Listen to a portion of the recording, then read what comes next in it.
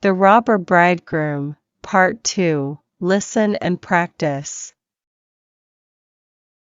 The bride sat still and did not say a word.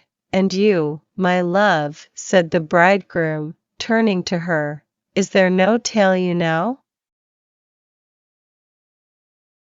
Tell us something. I will tell you a dream, then, said the bride. I went alone through a forest and came at last to a house. Not a soul could I find within, but a bird that was hanging in a cage on the wall cried, turn back, young maiden fair, linger not in this murderer's lair. And again a second time it said these words.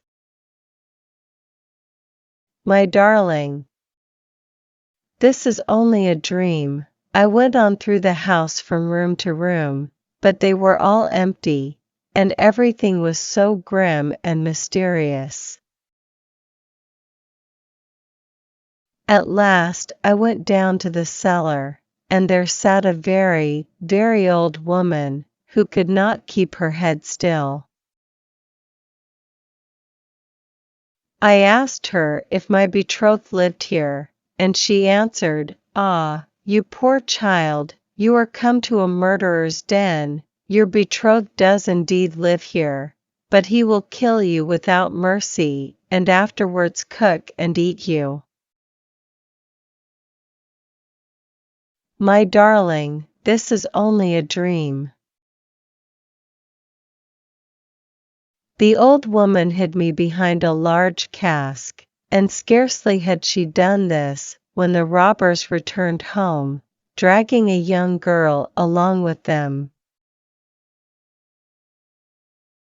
They gave her 3 kinds of wine to drink, white, red, and yellow, and with that she died.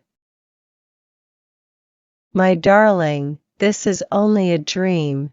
Then they tore off her dainty clothing, and cut her beautiful body into pieces and sprinkled salt upon it. My darling, this is only a dream, and one of the robbers saw that there was a gold ring still left on her finger. And as it was difficult to draw off, he took a hatchet and cut off her finger. But the finger sprang into the air and fell behind the great cask into my lap. And here is the finger with the ring. And with these words, the bride drew forth the finger and shewed it to the assembled guests. The bridegroom, who during this recital had grown deadly pale, up and tried to escape, but the guests seized him and held him fast. They delivered him up to justice, and he and all his murderous band were condemned to death for their wicked deeds.